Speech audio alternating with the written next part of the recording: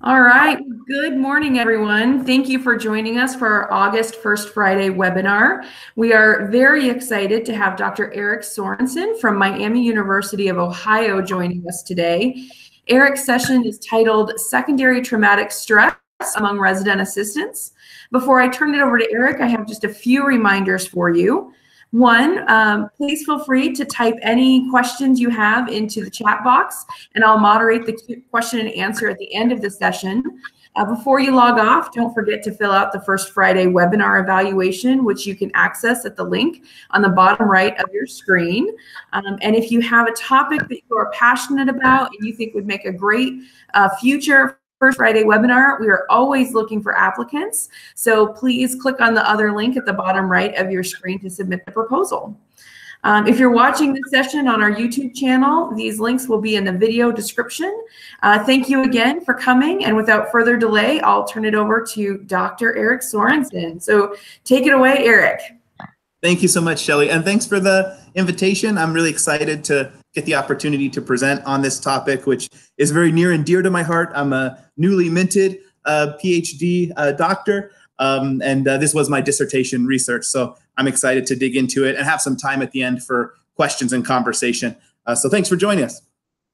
So just to let you know a little bit about who I am, I mentioned this presentation is based on my dissertation topic, so I was able to dig pretty deep into this. Back when I started, so I started my program about 2012, 2013, and this wasn't something we were talking much about in the research and the literature. There's some more emerging now in the last couple of years, which is really exciting to be on the forefront of growing the conversations around secondary traumatic stress and other types of indirect trauma, particularly for ourselves and the populations with which we work. So that's an exciting piece as well. I also am a Northwest ACUHO alum. I went to Oregon State University for my undergrad and worked at the University of Oregon. So it's I'm sure there's some familiar faces out there too. So again, I'm happy to be here. So for our time today, my hope is that you walk away from this session understanding a little bit more about secondary traumatic stress, particularly if you're not familiar with the term or very familiar with the term, and specifically how it relates to resident assistants, which was the focus, obviously, based on the title of the presentation of my research. I'm going to summarize some findings for you of what I found in my study, and then my hope is as a result of this session, you'll be able to do the same and give a few quick bullet points of here's kind of what we learned about RAs as a result. And then we're not going to take time in the session to do this, but my hope is you'll get the tools to be able to develop a plan to assess and discuss secondary traumatic stress with supervisees and colleagues, and that we can continue these conversations in our field. I will give some implications at the end towards practice that we can talk a little bit about. So I want to start us off by talking a little bit about the terminology. So broadly speaking, we talk about the types of things you see on the screen as indirect trauma. This is the type of trauma that one experiences when you help someone else who's experienced a trauma. So STS is the abbreviation for secondary traumatic stress. That's mostly what we're going to talk about today. Really, that's exclusively what we're going to talk about today. But I want to highlight the others to let you know why I didn't choose to look at those for this specific study. And I wanted to compare these for a little bit too. And you can see the citation there at the bottom. Newell and McNeil actually compare the four of these and talk about how they're all a little different. What becomes confusing is it's not unusual in the literature for these terms to be used concurrently or in place of one another. And so it makes researching this topic a little more challenging in that you'll want to pick which one of these things am I looking at. And in my case, I chose secondary traumatic stress. Secondary traumatic stress can be immediate. It can be from a single instance. If I'm an RA and I help a student who's thinking about suicide, and we have a conversation and I get them to the counseling center, how has that affected me? What stress do I experience as a result? And it really is about that stress from helping. Vicarious trauma, you'll hear used interchangeably with some of these terms.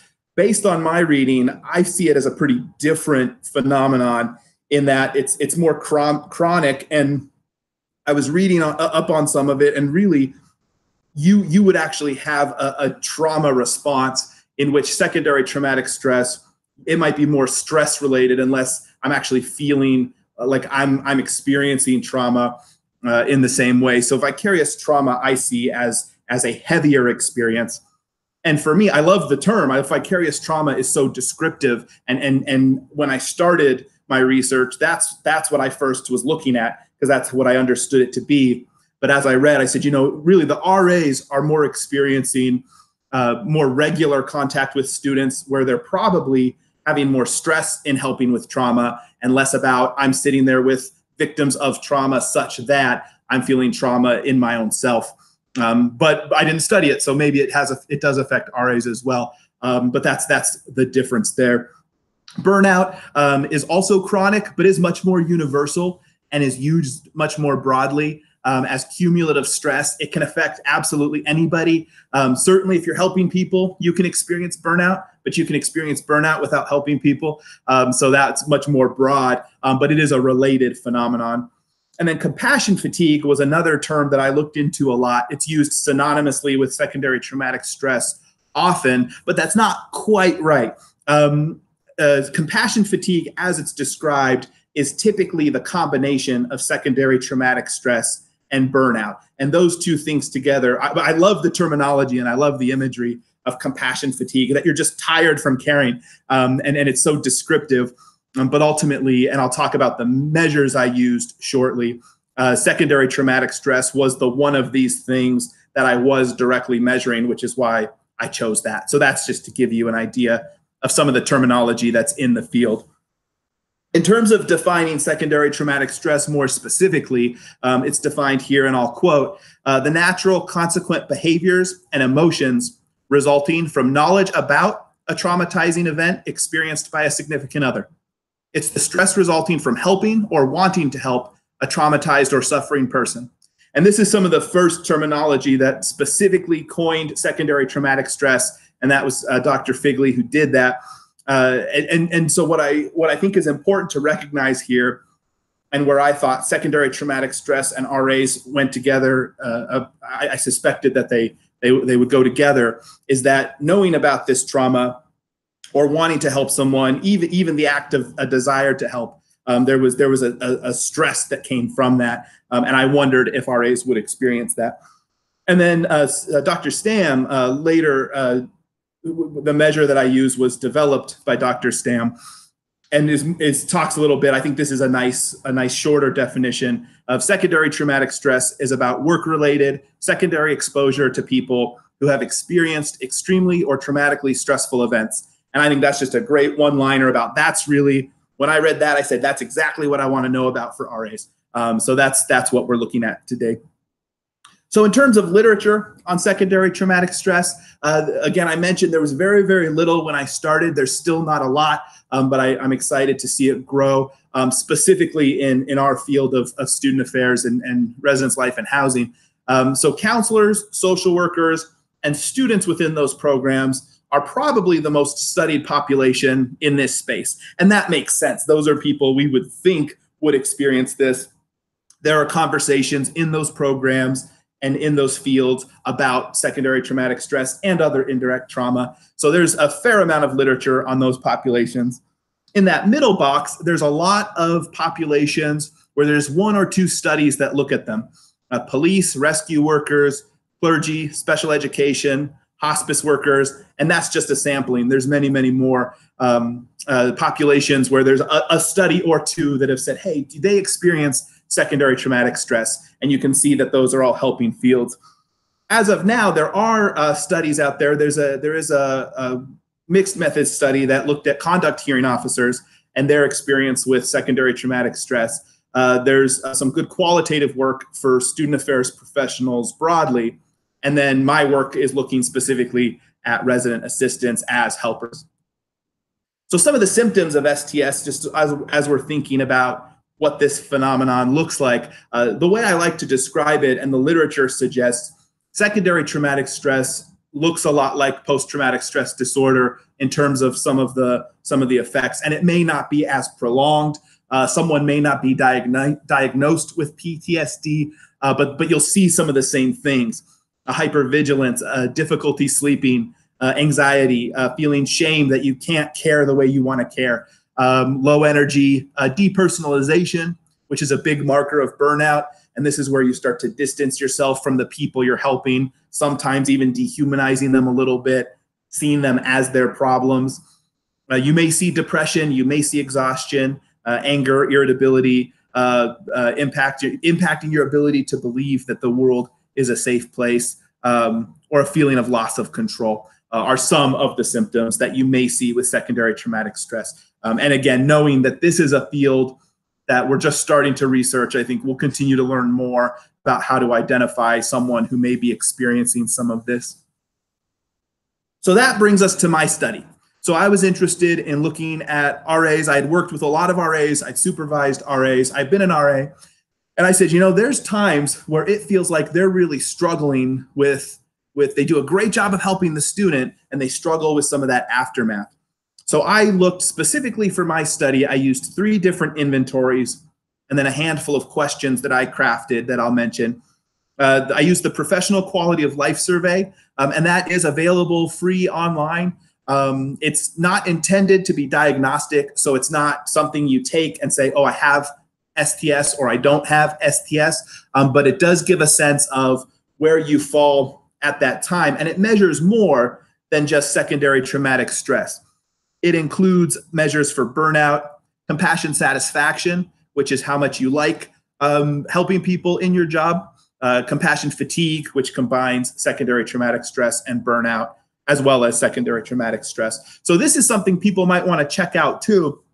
This is something I've used with my supervisees, my full-time staff I supervise, to take and see kind of where they're falling in terms of burnout, secondary traumatic stress. And again, it's not designed to say you have this or not, but it really is a great conversation starter. So that's something that I would recommend that people check out if you're interested in this topic. I also use the Resident Assistant Stress Inventory, and this was developed by Dr. Dixon in 1977. He also has a newer version of this, but it's 1981, so it is a little bit older measure. As part of my study, I did sit down and look at that measure with a focus group of RAs and made sure that it felt appropriate, that it wasn't as if the job had changed so much in that time that it didn't apply anymore. And they felt pretty strongly like it described their job and the stress they feel in their job. So I did choose to use it. What this does is it has 6 situational stress factors that talk about stressors in the RA job, parts of the job that cause stress. And those are listed there, and I'll mention briefly what each is. Emotional resiliency is what it sounds like. It's how emotionally resilient you are, your ability to bounce back from rejection, from a difficult situation. It's describing the stress associated with that experience. And that's important to note too, that each of these is actually measuring a stress. So as you see some of the findings that I'll show you in a few minutes here, it's thinking about a high emotional resiliency does not mean they're strong in emotional resilience. It actually means they have more stress around emotional resilience. So that's important to recognize with using this measure specifically, that this is stress within those areas. Counseling skills is what it sounds like. It's using those skills to help people, how much stress is involved with that. The stress of confronting others with confrontive skills. Facilitative leadership is focused on working with large groups of people. This could be a corridor meeting. This could be a conduct situation where there's many people involved. How are you managing a large group and the stress associated with? Environmental adjustment is how much you're having to change your life to apply to the RA position, such that what are those changes? The things we hear from RAs, things like, I don't get to see my friends as often who aren't RAs, that I feel like I can't leave the building because I'm on duty. What stress goes with that is a stress around environmental adjustment. And then values development is how much do my values align with the institution and the organization, and where is that challenged or not? And of course, the stress associated with that. And then I also use the supportive supervisory scale, which is 15 questions that get at whether or not one feels like their supervisor is supportive. What I was interested in, which I'll show you in a slide in a minute, was how all these things relate. Does stress in the RA position or supervisor support or demographic information help predict secondary traumatic stress? And then I also looked at supervisor support specifically as a moderating factor, which I'll walk you through here in a quick minute. So that mentions the two things I did, using supervisor support as a moderator, using a regression, and I'll show you the results of those two things. So for those of you who may not be as familiar with a moderating effect, basically the idea is, you'll see there on the left-hand side, those are the variables that were entered into the regression. You see a couple of demographic variables: race, sex, how long you've been an RA, how often you've assisted a student with a crisis. You see the situational stress factors, and you see supervisor support. So those were all entered into a regression to see if they predicted secondary traumatic stress. And then in addition to that, taking supervisor support out of that box and moving it as a moderator, then looking to see if an interaction between each of the situational stress factors and supervisor support affected how much that stress factor influenced secondary traumatic stress. My hypothesis there being that if you had a really supportive supervisor, then your stress would help be mitigated. You wouldn't have as high of secondary traumatic stress because your supervisor was helping reduce the stress on the front end. Those two things would work together to show a reduction in secondary traumatic stress. That was my hypothesis. The findings were along those lines, but a lot more interesting than that, which I'll share with you. So first and foremost, I want to share, so I mentioned resident assistants have not been measured in their secondary traumatic stress in a formal way like I've done. So what I'll show you for the remainder of the presentation is I took a sample of 186 RAs who filled out the entire 3 inventories. And that was the sample that I used for this study. But I did have these 245 RAs who did fill out the portion specifically on secondary traumatic stress. So I think this is an important group to look at prevalence. And typically, the way that the cut scores are designed, you would expect to see 25% of people low risk, 50% of people at average risk, and 25% of people at high risk for secondary traumatic stress. That's the way that the measure is designed. And you can see here that the RAs in the large sample did fall into that area. We've got a little lower high risk than that. We do have average risk, about 50%, little more than that. But what was interesting about this is I wasn't sure what I was going to find with secondary traumatic stress among RAs until I did the study, because I could have seen it going either way. We recognize that RAs are in their position for a short amount of time. They're not in the same situation that a counselor is, who's gone through a counseling program, has trained and studied and practiced clinical counseling, and has been a counselor for 3 or 4 years. That feels different than an RA who's having a conversation with someone about suicide. So on one hand, I could say, well, maybe secondary traumatic stress doesn't hit them in the same way. Or maybe it's worse because that they're not trained in the same way. They don't have that depth of understanding. And what's interesting as a comparison, depending on the study you look at using the ProQual as a measure, the rates of risk for secondary traumatic stress vary wildly. There's one survey around compassion fatigue that includes secondary traumatic stress, and they looked at how it was essentially a literature review of different studies amongst social workers.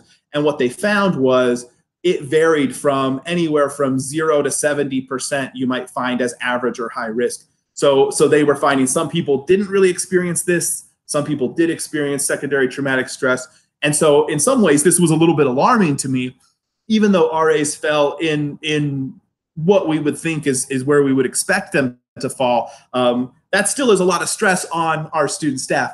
So I want to acknowledge that and recognize that. But they did fall in about what we would expect their pattern to fall. I'll show you in a minute. The 186 RAs actually scored a little bit higher in high risk when I pulled that group specifically out, and I was able to compare more of the variables with that group. So in terms of my study broadly, so I did look at 6 different institutions. I wanted to make sure I wasn't looking at a single institution such that you could say, well, maybe it's just a problem at that school or not a problem at that school. 6 institutions that were all in the United States, but all regionally diverse. They were all large public institutions with between 7,000 and 9,000 students living on campus.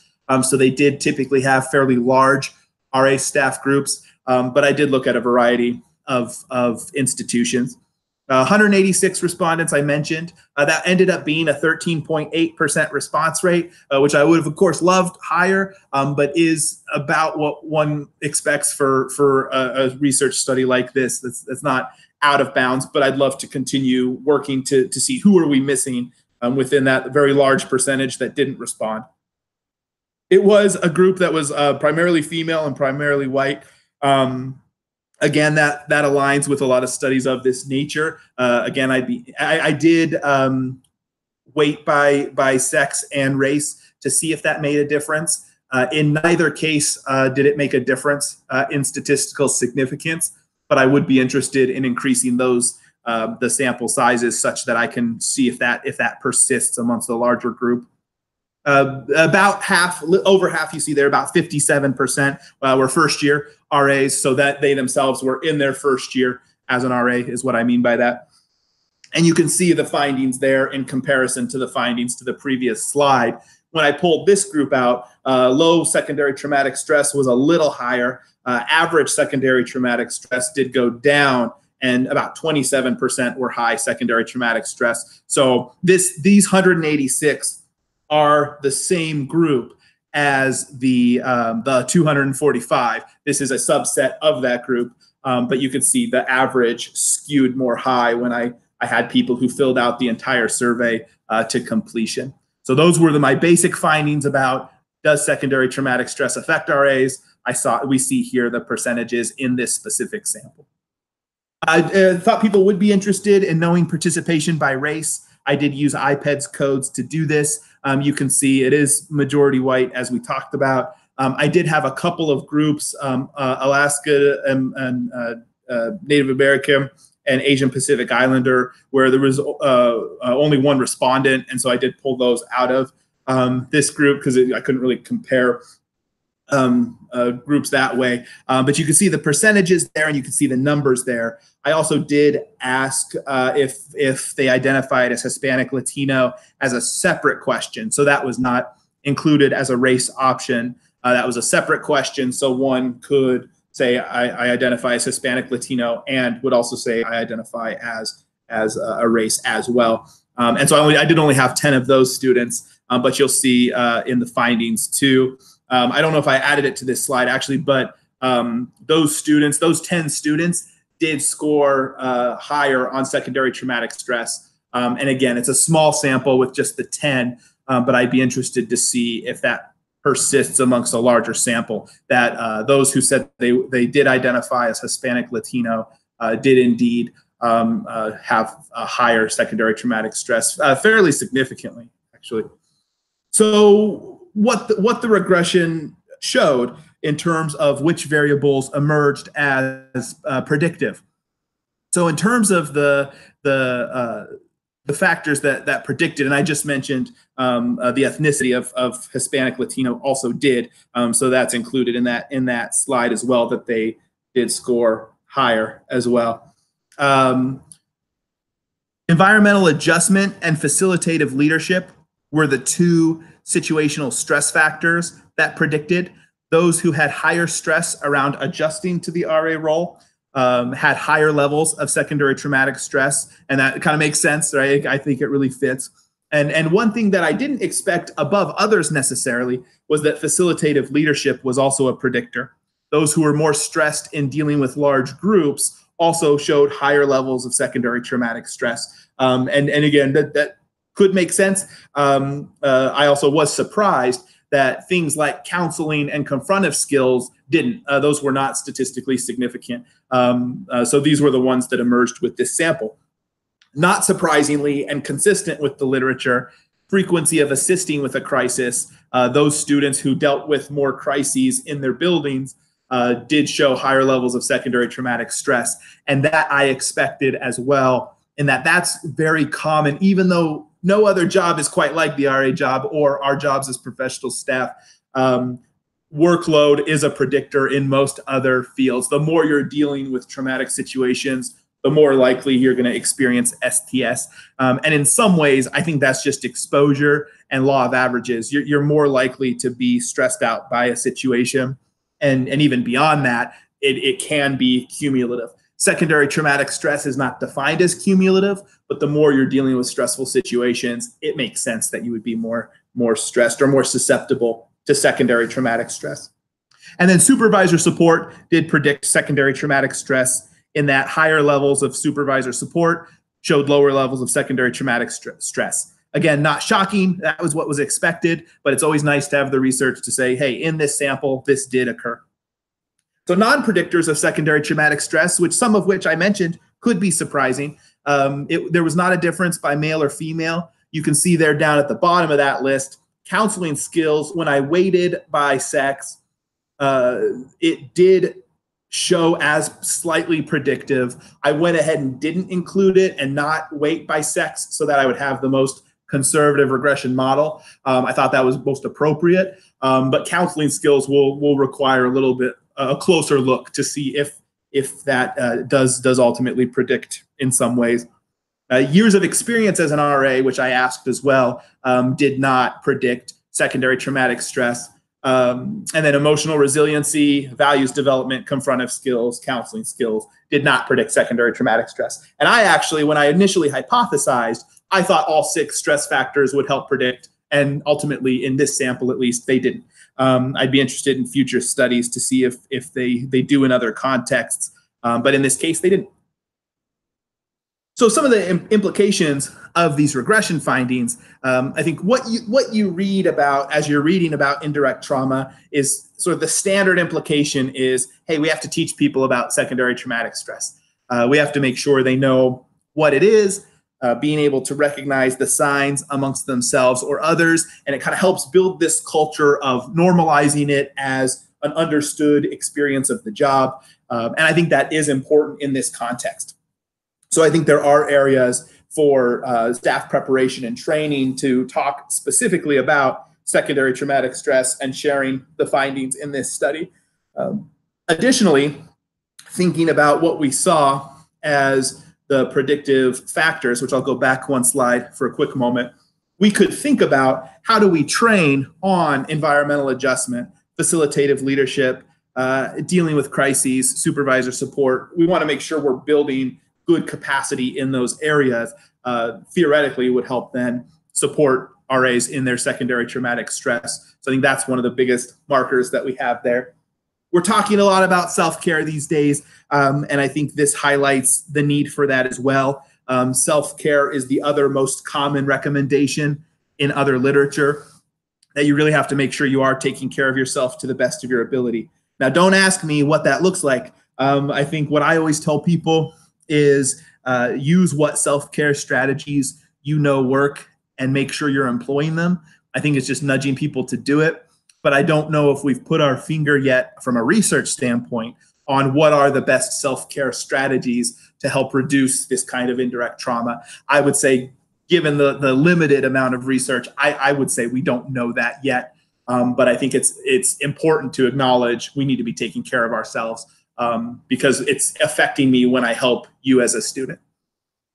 One of the places that I've looked in terms of self-care, I've done some good work with staff that I supervise around self-compassion.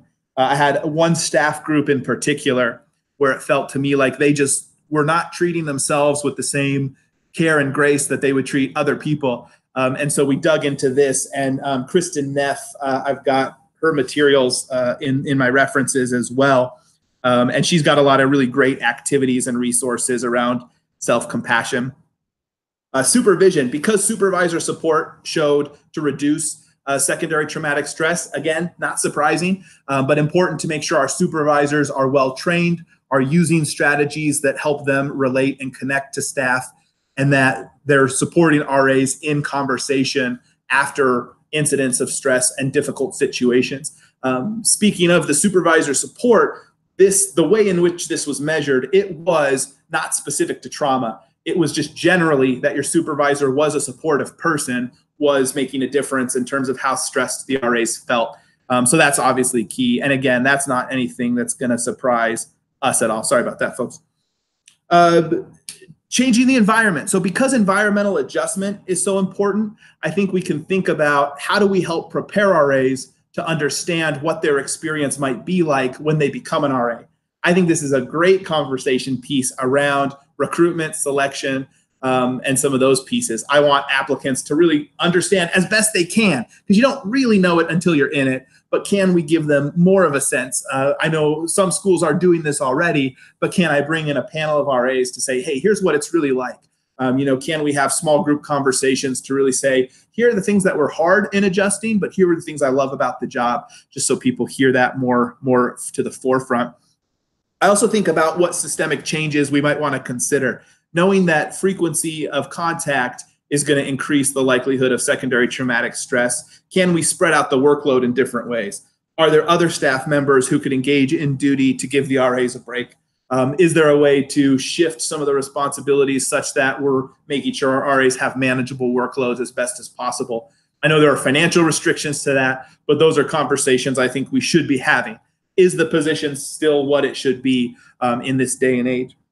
And then one thing, this is sort of just a shameless plug. I'm a big fan of game-based development. I think you can learn a lot from gaming and in terms of teamwork and team building. And so I think some of that helps people feel like it's not work all the time. It also can be fun. So that's something to consider as well. So I mentioned the other part of my study was looking at supervisor support as a moderator and looking at each stress factor and seeing if supervisor support worked with that stress factor to affect how STS would affect the RA. And what I found that I thought was pretty interesting was for all 6 stress factors, supervisor support was statistically significant. The interaction of those two had effects above and beyond them individually with secondary traumatic stress. So in every case, supervisor support did help mitigate effects of the stress into secondary traumatic stress. And I offer you this slide because something I didn't expect was the way in which that happened was different for different stress factors. So for emotional resiliency, a high supervisor support, so SSS is the supervisor support scale. And when there was high supervisor support, so a very supportive supervisor, the RA scored them very high in support. Emotional resiliency and confrontive skills. Emotional resiliency and confrontive skills both showed a drop at high levels. So when my supervisor was really supportive for those 2 stress factors, my secondary traumatic stress, the effect of secondary traumatic stress was mitigated. So, and that makes sense, right? A really supportive supervisor, my stress went down. Awesome. But what happened with some of the others, and it's the same, it's sort of the other side of a coin, where for the others at low levels of supervisor support, so for facilitative leadership, counseling skills, environmental adjustment, and values development, for those, if I had a supervisor who wasn't supportive, it actually made my secondary traumatic stress worse. So to me, these are 2 things that are acting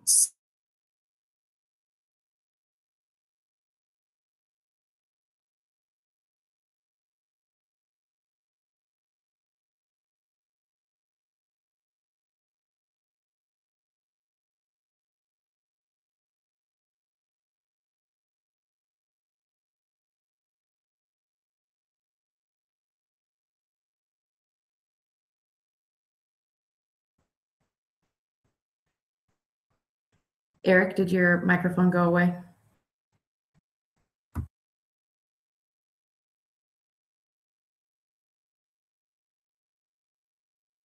Sorry, did you know? Sorry. Never mind. I think we're back on now. Thank you. Good. All right. Yeah, no, sorry, team. Yeah, I was just talking away. I'm sorry, I said it's back too. But yeah, so recognizing that these 2 things are different sides of the same coin, and I was mentioning where it's blank, there just wasn't an effect.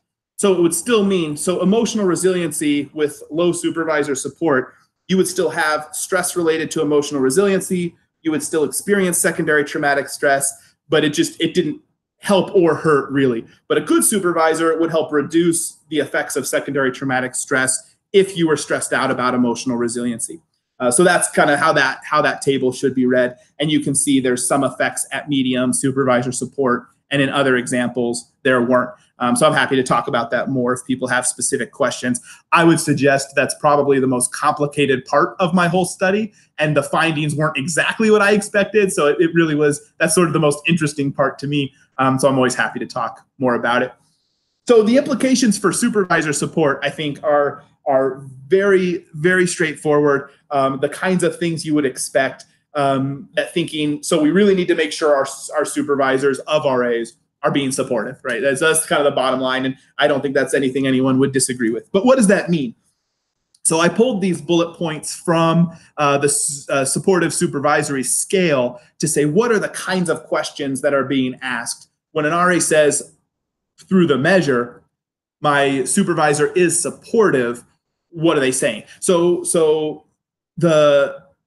usually that means they have good listening skills. They're being transparent with decision making, being honest with the RA, being open to the RA's point of view, building meaningful relationships and showing care for the RA, and giving specific feedback and highlighting the RA's strengths. So again, something we would probably just look at that and say, well, that just sounds like good supervision. And I think it does. And so if we're being strong supervisors, being supportive, building connections with our RAs, this should be happening. For what it's worth, I did see everything from the minimum score to the maximum score on supervisor support. So it was skewed positive that most RAs said, yeah, my supervisor's pretty supportive. But there were people who said very much not. So those people are out there, and I think we need to be working with them to best support their RAs. So in terms of opportunities for future research, I talked about where there's a lot of gaps in this area of study so far. I'm interested as some next steps in expanding this study. Totally shameless plug. If anyone is watching and is interested in participating in a future study, I'd like to just add more schools. So if you want your RAs to take this and help add to the pool of information we have, I'd love to have them. I'll have contact information at the end. Don't be shy to reach out if you're interested in that. I mentioned earlier, there are some populations that answered much more frequently than others. And so I think we're missing a lot of people here. And I do want to dig deeper into that. Since this is the first study of this type, it'll be important to see if other samples show the same results or not. Replicating this study for professional staff, I think, is important. I think likely they're being affected in this same way. I think of RAs as being kind of right there on the ground floor. But I think this will affect us in our field broadly. I think there's great opportunity to combine qualitative and quantitative studies to really explore what are other stressors. So my model predicted about 35% of secondary traumatic stress, which leaves a whole lot, 65%, that other variables are influencing, and I don't know what those are. We'll have to do more study to explore that. And then recognizing that some of the measures that I used are a little older and dated, and I think while still valuable, continuing to explore and develop more recent stress measures. Dr. Jason Lynch, a colleague of mine at Old Dominion, just designed a secondary traumatic measure specifically for RAs that he looked at using DSM protocol. And I haven't had the chance to utilize that yet to compare it to the protocol, but I think there's other emerging information that'll help us there as well. So I wanted to provide a list of references if you want to do some more reading and other materials that I mentioned, and give people an opportunity to look at that or take a screenshot of that if you're at a computer. And then I'd be happy to take some questions, and I have some contact information on the last page where you can email or call me. I'd love to talk more about this stuff. Obviously, again, even though I wrote my dissertation on it, I still love talking about it. It's always interesting to me, so happy to talk more. But what questions do folks have?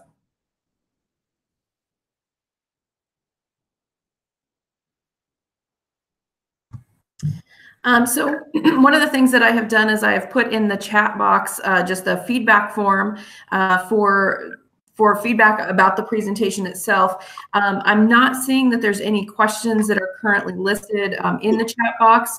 If you do have any, I would say go ahead and feel free to type them on in right now, and we'll make sure to pass those along to Erik. One question that I have received from other individuals who are just, as we were talking about this session, was really about understanding the stressors that just come with being an RA.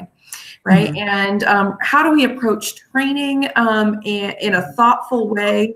Because we're going to train on some difficult topics, right? So we're going to train on some of those topics that really that bring about those stressors, right? And mm-hmm. So what would you encourage, right? Would you encourage us to not train on those topics? Would you just encourage us to move full on into it, or proceed with caution? Yeah, absolutely. You know, I am a proponent of that type of training. I do our suicide prevention training, and I think about our protocols around Title IX and sexual assault and interpersonal violence, and I recognize that those are difficult sessions, even in training, for staff to sit through. I think about how we make sure the message is clear and direct, while still expressing care and concern, understanding that those can be triggering topics for people. But I think there are ways to present on it where you're really focused on, here's what you're doing as an RA, and here's why we're doing it to help the student. That does help the RA. And I think that my experience is that it helps build their confidence in dealing with those kinds of situations, even though it would be stressful to be training on those topics and the behind closed doors where you may be practicing that. So I think what's more important is thinking about, how do we debrief those sessions? How do we sequence those sessions? We currently, and I have to practice what I preach here. We currently have a lot of our heavier topics on the same day because of how it's sequenced in terms of behind closed doors. I don't think that's ideal. I think it does work for us, but we do get that feedback of, hey, this was a heavy day. So we've built in more breaks, more debrief time. And I think making sure RAs understand why it's important. And I believe that, my hope at least, and I have no research to show this, but my hope is that by going through that type of a training and practice that it'll be less stressful when you deal with it in the real world. And I tell RAs too, I say, you know, not all of you will deal with these situations this year, but some of you definitely will. And I want you all prepared just in case, because it'll be a lot less scary when it comes. But I do think, exactly to your point and your colleague's point, that we need to make sure we're not being flippant about those sessions and say, oh, you just need to learn this, not thinking that it's also, yeah, you need to learn this, and it probably will be affecting you, maybe feel stressful, maybe be a little bit scary in terms of, what have I gotten myself into as a new RA? So I think that's where the caution lies. But I think I do think we need to be doing that type of training to best prepare our staff. Fantastic. All right. And so we also received another question, or we received a question from Richard Henderson. And that question is, was there any direct or indirect consideration of number of residents to RA and STS scores? Yeah. So, I would like to, that's a great question. I want to dig more specifically into that and literally ask that question. So indirectly, yes. So I looked at the university's ratios broadly. And what I found was there was not a difference between institutions. So I was able to take the 6 institutions and compare them, secondary traumatic stress, among their RAs specifically. And there was not a statistically significant difference. And so there are a lot of factors there. So so take that with a grain of salt. But that includes their ratio. I did not specifically say. So I asked directly, how many incidents of crisis did you deal with? And they actually had different types they could choose. And that's actually something I'm going to dig more into, of which types of crisis were the most impactful. So I didn't do that specifically for my dissertation, but I have the data. So I asked about how often you dealt with something, not inherently just, do you have a larger corridor? But I think it's a great question. I think that's a question to be added in future study for sure. Great. And then I haven't received any additional questions at this point. Erik, do you have a slide that shows your contact information just in case? I do. Yep. Got my email and phone number there. Really do not hesitate to contact me if you want to chat more about anything I talked about today or even the topic broadly. Happy to chat with anybody. Oh my gosh, Erik, you are the best. And I will just reiterate for this group as well that Erik is true when he says really don't hesitate to contact him if you have any questions. Erik has been just an amazing colleague and friend for many years, and he is always available in case you have just any questions whatsoever. I just want to say thank you very much for Dr. Erik Sorensen for that just incredible and insightful and thoughtful presentation. And thank you to all of you who joined us today. Again, don't forget to follow the links at the bottom right hand of the screen to fill out our First Friday webinar evaluation. And if you are someone or you know someone who would make a great addition for future presentations, please fill out the application form too. Thanks again for everyone and have a great weekend.